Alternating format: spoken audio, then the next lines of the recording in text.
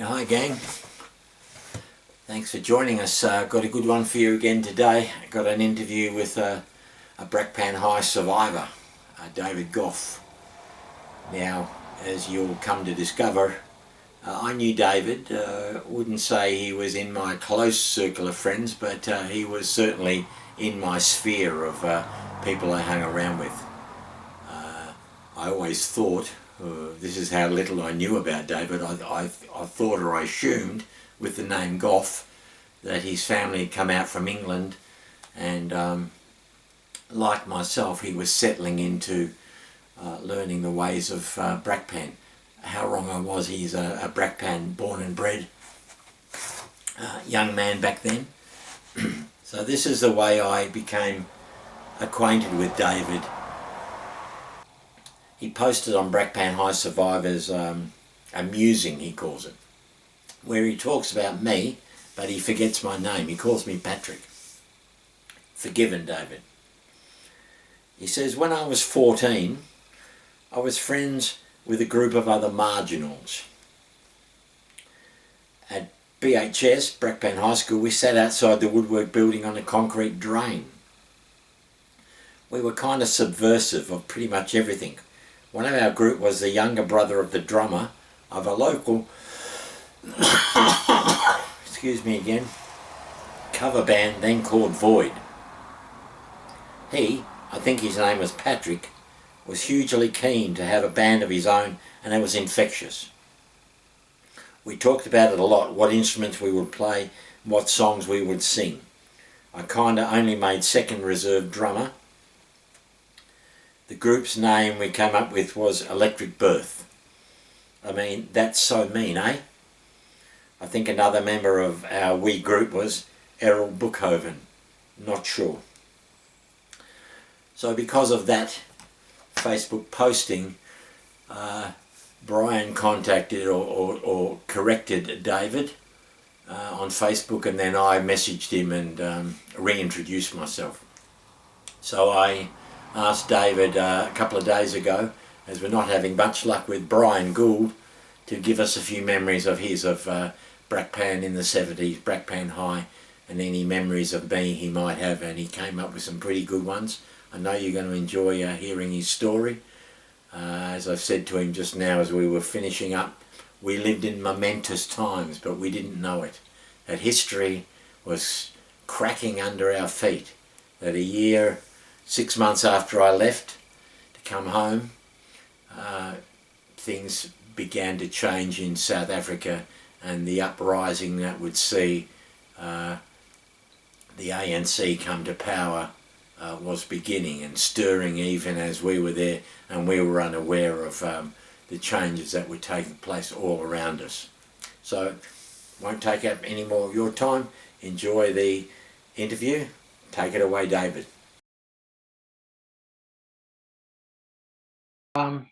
Got a very special guest on today to our subscribers and viewers. They're from all around the world, David. They're from Canada, America, all around the place. We've got a very special guest. We've got David Gough, who is a Brakpan High survivor. Now, I'm going to have to say that you and I haven't spoken since about 1975. Would that be about right? That'd be about right. Yeah, we have texted, but yeah, I haven't seen or talked to you for close on, 45, 46 years or a bit longer, perhaps. Yeah, And to be and fair, neither of us have changed at all. You know, I'm about to say you had a magnificent black head of hair, yeah, shiny and glossy all black. gone. Yeah, no, yeah, we've both had a bit of a transformation. I also didn't weigh 4,000 kilograms as well, which was quite, in those days too. All good. But I will say, I don't think we were sort of best of friends. We knew each other, but we wouldn't say we were schoolmates. No, my experience of you, Nikki, that was really that we used to.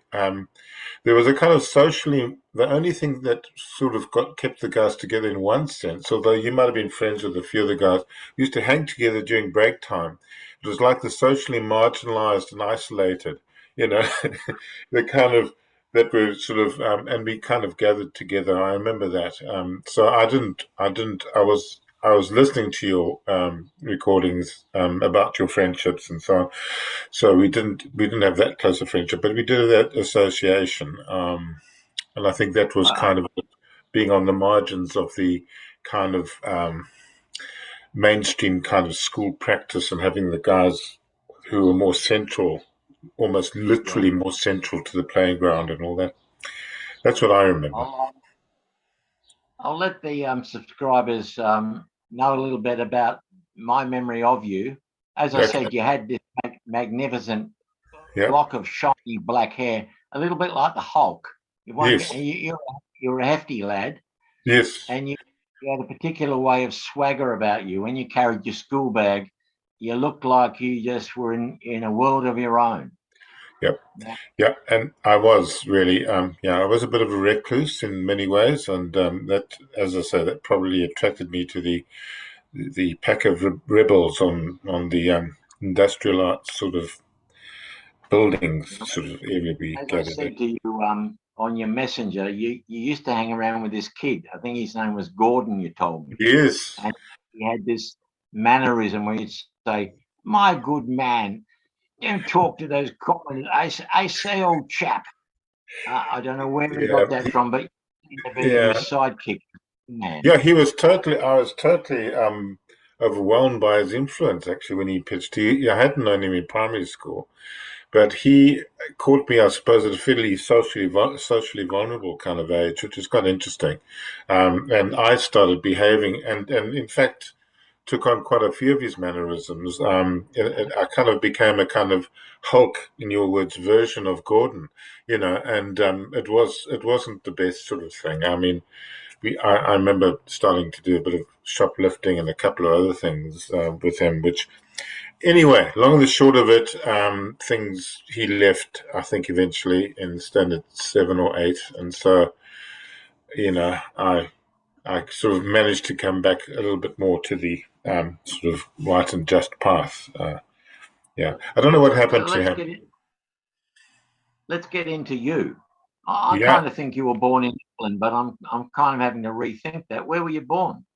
no, no, I'm a Brakpanite through and through. I was born at I think you referred to it in one of the walks you took in one of your talks, Far East Rand Hospital, and I was born and bred in Brakpan. I went to Brent's Primary like you did, and I went to Brakpan High. I had I come from a single parent family. Uh, my dad left us when I was about 2. My sister and I grew up in Brakpan. My mom worked full time. We had a person who helped us, Southern African guy, and he had a big influence in my life in terms of how things sort of worked. But I was born and bred in Brakpan.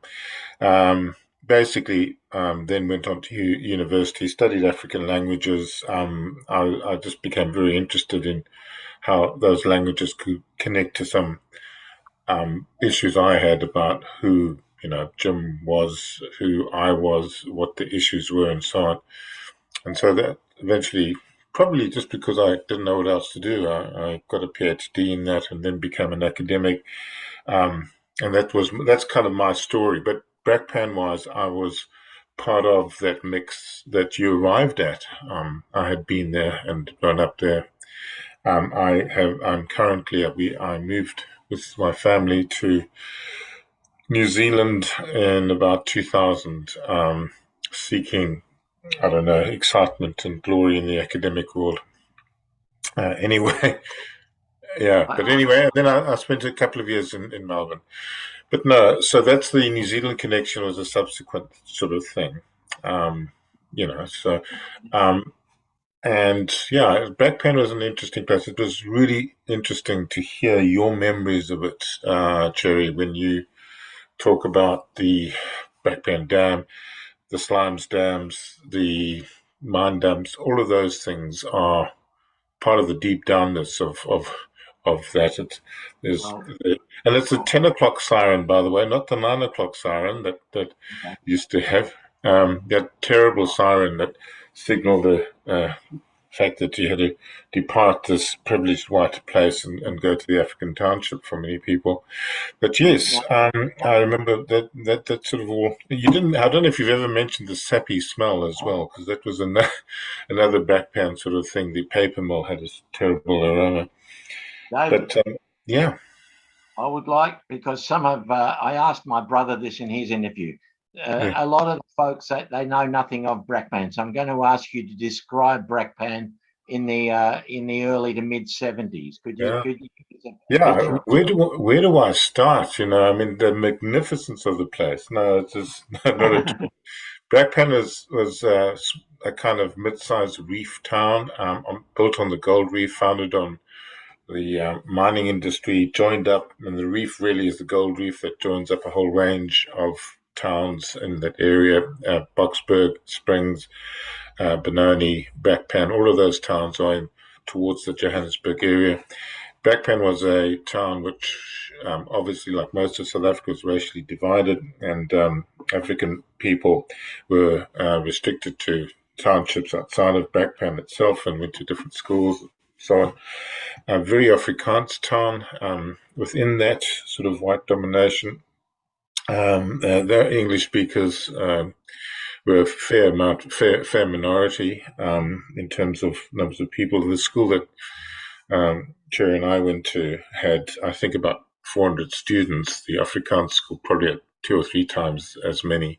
So it was we were a definite sort of minority in that sense.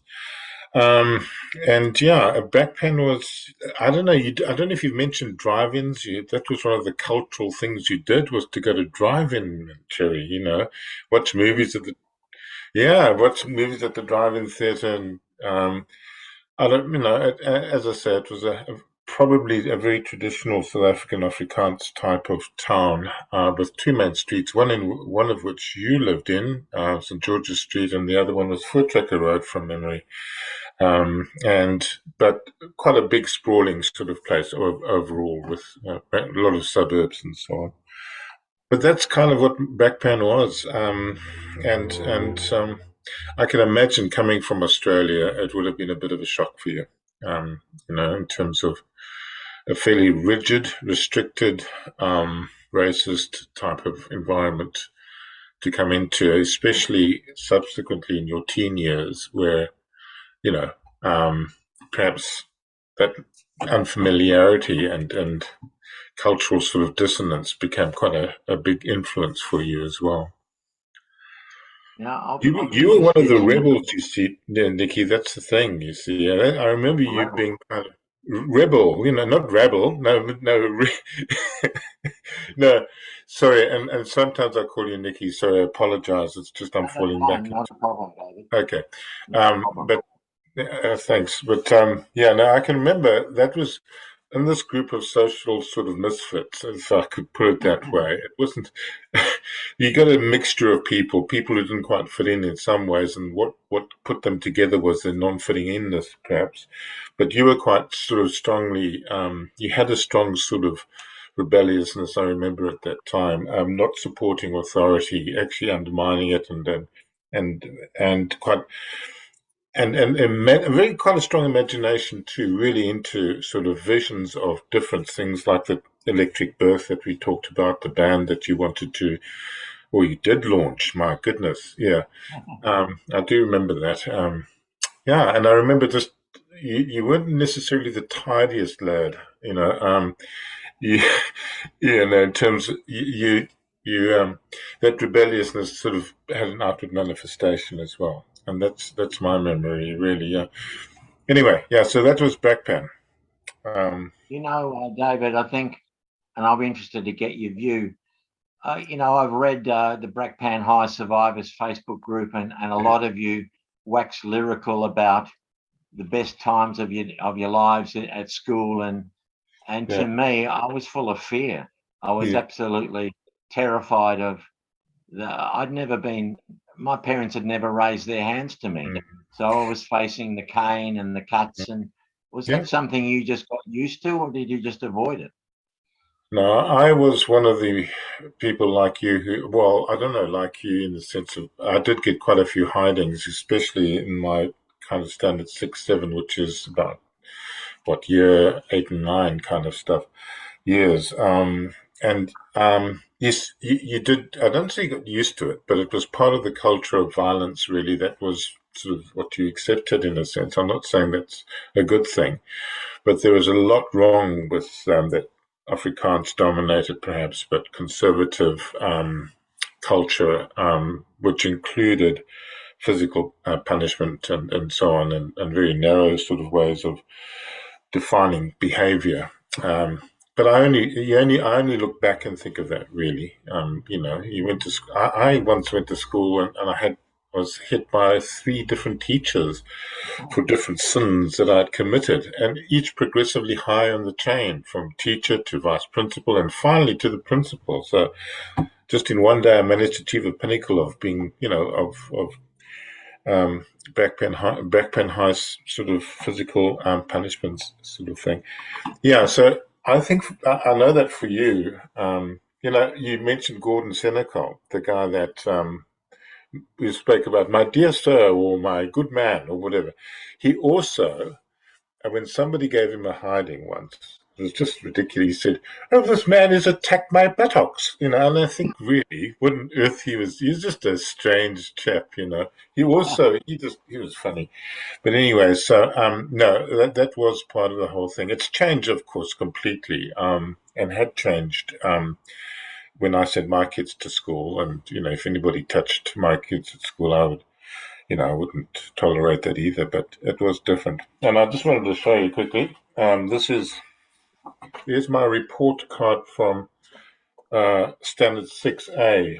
Okay. And if you look in this, that's from Brakpan High. I don't know if you can see, but it says Brakpan High and whatever. So I just brought out a memento, and it's full of red circles, which indicates sort of that I wasn't doing too well. Can do better, can do much better. My industrial arts teacher, woodwork, said can do much better. And then at the end of the year, when I got 30%, he said cannot cope. So that was kind of my sojourning. How But was your anyway, Afrikaans? huh? How's your Afrikaans? Geez, your vowels, I tell you, Jerry, you've got the vowels paired off, haven't you? My Afrikaans. Yeah, my Afrikaans is slid quite a bit. We still occasionally speak it. It was never my first language, of course. We spoke it to try and, if we were speaking about something the kids didn't need to know about and that kind of stuff. But my Afrikaans at school was okay. I grew up in an Afrikaans neighborhood. I was bilingual in those 2 languages at birth, so I was fine. In that, I think it would have been insufferable what you went through. That you had to learn Afrikaans as a compulsory language. We had just been sort of. It was part of our growing up sort of years. For you, it has been awful, and it was quite sad to hear your experience about having to being put on show for that. I really became more interested in learning African languages and learned Xhosa as a language, and so yeah. Anyway, that's that. I got one red circle for Afrikaans 1 year, so that's yeah. Were we aware of apartheid at the time? Do you think we felt any injustice ourselves, or? Yeah, well, I think I don't. When you say we, I think it was quite varied, and I think that we can't deny, or I can't deny that we were part of the system in that sense. And I don't think we were unaware of apartheid.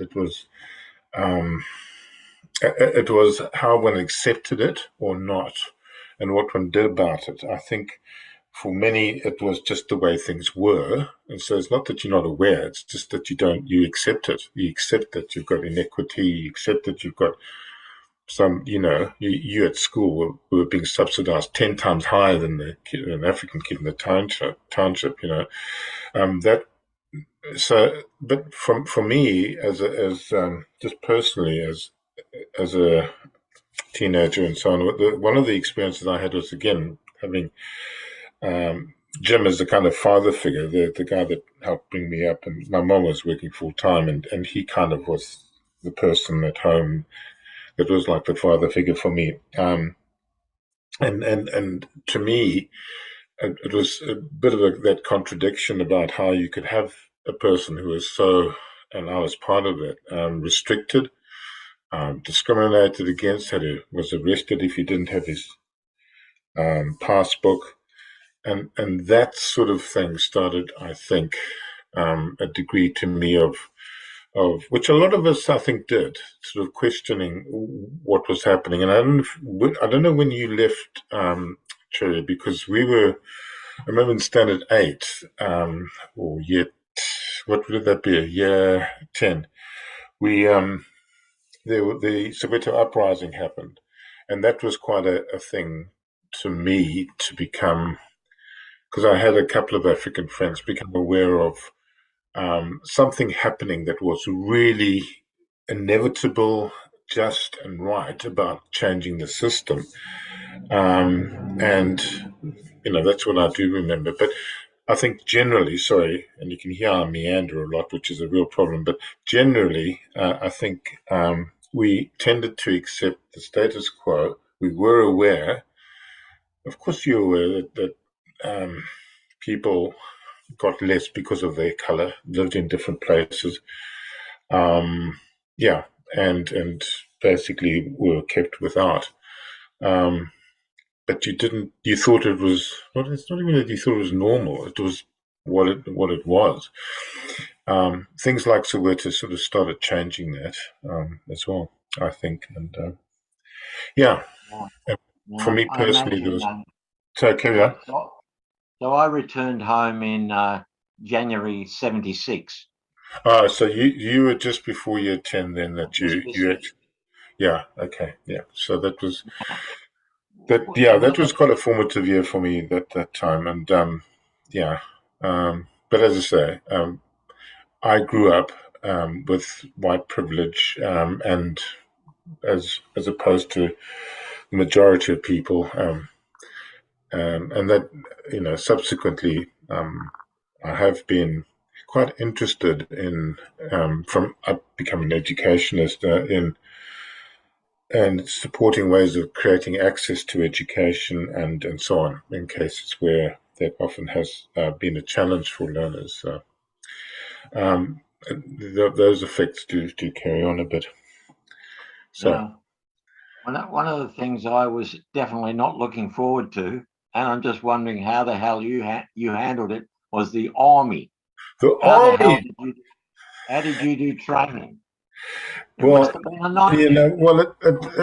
you must have listened to white South African males of my age, old and buggered guys, talking about their army experience. And I was conscripted. I tried to stay out of the army. I wasn't keen at all in the whole system thing. But it was a 2-year conscription that I landed up with, like everybody else. Eventually, I think the only reason I got a PhD was because it gave me deferment. But anyway, eventually had to go to the army. And I was 25 years old, and the average age of the guys around me was like 18, 19. So, and I had my PhD, so it was quite a weird experience. But I was still terrified about keeping my floor clean and running around the bush and so on. But there's a funny thing really that happened that during my basic training. I fell off or was pushed off, whatever, a obstacle course wall. It was covered in mud, and I broke my femur. And it was a kind of blessing in disguise because that kept me in hospital for quite a long time.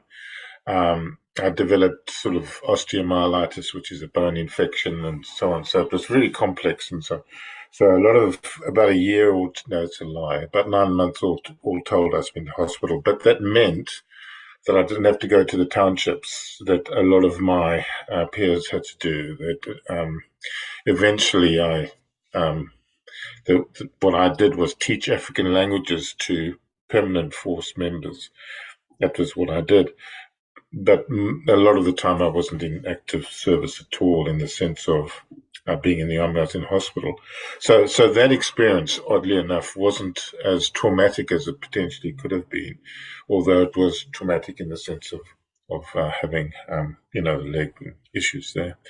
So yeah, I mean, but I can still reminisce and tell stories about drawn fork and off fork in the mornings and all this kind of stuff and whatever. Yeah, but that's my experience. And subsequently, for people might not be aware, in those days, you do your military service if you're white and male, and then you were put into kind of a dad's army sort of setup, the reserves, I suppose they call it. And but I just sort of got medically exempt at that point. And, yeah, I don't think many of my friends had a different view, perhaps, and some of them enjoyed some of the military types of that type of experience. The one that I know who was my friend, I don't know if you remember Russell Brown. I don't know. I don't think you would remember Russell. Anyway, he landed up in fighting in the borders, and the extent of post traumatic sort of stress and the extent of being shell shocked and so on, I think has impacted quite a few people. As well during that time. Obviously, there are many people, in the African freedom fighters who must have experienced the same kind of thing. But yeah, it's a lot of people who have been impacted really badly by that whole military sort of thing. Yeah, so that's my experience. Not particularly exciting. I didn't go around with a big gun shooting people. I hated my rifle because they'd say shoot that target and it would be some tiny thing in the distance. But yeah, I was glad when the military service thing was over because I'd already started working and it was just Any trouble with your leg these days? Pardon? Yeah, yeah. I mean, it does. Yeah, as I get older and buggered, of course, it's the hip's going to go on that sort of side at some stage. I'm sure. And yeah, so but it was really fortunate in the end that things worked out. I mean, they were talking about me losing the leg and all that, but that's all past.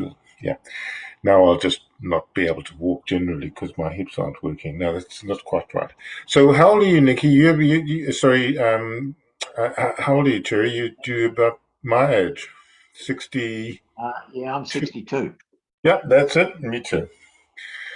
All good. Yeah. Now, what happened? Why did you leave Brakpan? Well, leaving Brakpan was easy. Enough. I went to university in Grahamstown, Makanda, as they call it now. And I went there for a total of 8 years, basically. So the reason why I left Brakpan was because I went to university and then met my wife there. And then did military service. Got a job initially in Pretoria. So Brakpan. Then my mum moved from Brakpan to Benoni, which of course is a move up in the world, as you know. But she moved to Benoni, and so my contact with Brakpan was kind of lost through that. You would, of course, where did you go to? What was the one thing in Brakpan that you couldn't miss, Jerry, was the Casbah. So I occasionally went to the Casbah. That's where we used to have the burgers. Yeah, no, we had the Casbah and was the Roadhouse, which was world famous in the Reef. So yeah, I occasionally went there, but probably last went to Brakpan in oh, in the 1980s, maybe. That's probably the last time I was in Brakpan. Yeah, because my mum had moved, and then we had kids and shifted around the country, landed up in Cape Town and so on. So yeah, so. It's really interesting, though, Jerry, that the number of people that have remained. You must really interview somebody. Well, you interview who you want to, but you remember Jennifer Sheriff? I don't know if you remember her. There are some people who have stayed in Brakpan for all that time, and I'm not sure. Oh, you know Brian Gould, don't you? Isn't he like still in Brakpan? Yeah, he's in Boxburg. Oh, geez, yeah, another good move, sort of up in the world. No, but there's some people like Jackie Seddon, I think, the other one. Oh, People no, I who've can't remember. actually, yeah, people who've actually stayed there, and I think their reminiscences and so on would be really interesting about things changing and so on. Because I couldn't tell you if there what changes there have been and so on to Brakpan. Did you leave- When did you leave South Africa? That was 2000, actually. Yeah. So it's been I've been back to South Africa a few times, but New Zealand is kind of home now. So my mum passed away last year, so the connections I've got there are sort of less and less in that sense as well. So but yeah, so I have been back. I had been back a few times anyway, and I don't know if you've been back at all. Have you, Jerry, at all? Well, I haven't been back for since Since independence. oh, is it? Yeah. No, it's. I Yeah. mean, it's. I think what's interesting to me is that what a lot of what it seems like when from a visit is that there's a kind of enclosure of where people were particularly whites but wealthy people live. They've become the kind of fenced in group in a sense. You know, it's all with barbed wires and so on, and gated communities. So that sort Was it of yeah. was it difficult for you to become a New Zealand citizen? Is that what you are? Oh yeah, no, you can hear my accent. No, I was joking. No, you can't at all. No, no, I just spent this was like conscription. You spend your time and then pay your money and then become a citizen. And then of course you have the ability to hop over the ditch and become a nuisance Kiwi who comes and works there, which I did for a few years. Because we've got work rights there. But yeah, no, I didn't. It didn't bother me in one sense. My background, although was in African languages and tertiary education in South Africa, um, because I think of that I should have missed that more. But strangely enough, I hadn't actually missed that as much as I thought I would. The first year was tough. The second year began to fade a bit. That sense of homelessness, really. And then, after that, it's kind of, especially as I've um, got my career sort of, which of course now is kind of over, but my career here was developed and and I kind of worked here and focused on stuff here. Anyway, so yeah, that's what I am. I'm a proud Kiwi, as I, you can see. I hope to go back in October. Pardon? I hope to go to South Africa in October. Oh, October. I saw in one of your episodes you mentioned something about going to and seeing going to your mum's grave in Brakpan, the Brakpan Cemetery. Yeah. Yeah, that's part of it, but I want to go to the Boer War battlefields and the Zulu War Oh, battlefield. cool. Yeah. We I've didn't got you? a You were part fascination of. with the Boer War. We went. We went on a school trip. Were you ever part of those school trips at Ah, all, Terry? yeah, this is what I'm going to ask you. Were you on the bus that went down to Zululand, Hmm. Blood Yes. River? Yes. Oh, wow. Isandlwana, and all those places. Yeah. Yeah. Oh, It's the Zulu English encounter that they had there, which was yeah. anyway. Yeah, no, So you're that's from what got what? my interest going. One of those bus trips. Was that? Oh, okay. So that was quite formative. Yeah, no, we went on a couple of those trips. I remember to. And it was quite a biased sort of view of things, if I recall a lot of those sort of trips. But anyway, that's a whole other business. Yeah. So that's kind of where I'm at. Yeah, as I say, I've quite enjoyed looking at your episodes, and simply because, as you know, there are lots of memories that you've captured in that, which is quite something. Well, part of me is a little nervous that I may be corrected by some Brakpan people and say it wasn't like that at all. And if you got No, belted, you deserved it. no, Um, no. I think. I think You know, I'll give you an example. When you played with the African kids that were picking at dates when you lived in Prince George Street, that would have been a very unusual thing to happen um, for because you didn't do that. Black kids were black kids, and you went home and you closed the door, and that was it. No, that's what you didn't do. And I think that's the kind of experience that you had as well. Besides the other experience of, and I don't know how you could swim in slime stamps. I seriously don't know. What were you thinking, Jerry? Seriously. That stuff is like they used to dissolve. That was cyanide in there. That was the yellowness, I think. And you went bathing and frolicking there. And I don't know what on earth you did. But anyway, you know, that the experience you had was both that unfamiliarity and really cultural shock, I think, of a place that was so cruel in one way. But also, you got into you became part, in some senses, of the geography of the place. That was and that was interesting to be reminded of that. Especially, I used to love going through to the to the did you mine know? dumps, walking along the mine dumps, and just sitting and looking rather than swimming in the yellow sort of slime dam stuff. Did you Yeah, know the that Herald? was. Pardon?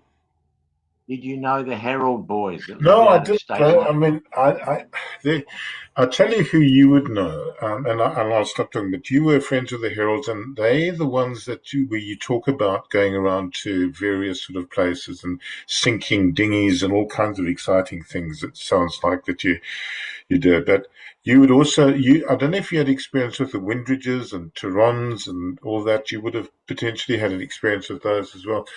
Um, but no, I remember part of that group, I don't know, that sat outside the Industrial Arts Centre and thinking about your friends.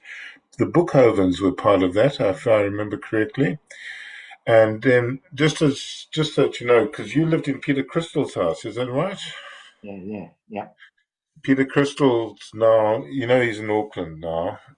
He lives in Auckland and in Sydney, I think, between the two. So we emailed each other not too long ago. Yeah, so yeah, as I said, to me, your experience is both that sort of outside shock of what the hell is this, and sort of cultural kind of stressed place, and really broken in many ways. And then, but at the same time, there's that sort of growing upness that you had, and you had some hard experiences there as a person, besides anything else. So yeah. It's been fantastic talking to you, David. Yeah, it's been really great talking to you too. And as you can hear, my speech style can sort of flow all over the place. So you're welcome to put this on the editing floor. But it's been really good just to Yeah, have a in chat. a week or so. Okay, okay. Yeah, no, I'll just make sure that it's fully out there and that everybody can see my stardom. It'd be wonderful. No, I haven't actually watched the interview with your brother yet. So I look forward to doing that Yeah, now. we talk about Void a bit. Did you ever see Void? Yeah, now Void was, of course, my sister was very into Void. Vivian, Aidan would remember Vivian, my sister. She was quite a social person compared to me. I was a bit withdrawn. But yes, we used to go to sessions. Do you remember we called them sessions with that Void used to play in? And that was the Windridges. Your brother was on drums. And it was also the Larry Tehran, I think it was, who was in. Was Oh, yeah. And so that is cool. And I went to a couple of those dances, yeah. And I think you were kind of inspired by them for the electric birth kind of thing, although that definitely. might have been something else, yeah. Anyway, that's all good. I'll message you a couple of other things that you might be interested in, but that's fine. And yeah, I hope it's all good in rural Victoria, if that's where you are. And you Well, keep well. if you're ever over this way, David, I'll come down and see you. Same here. Okay.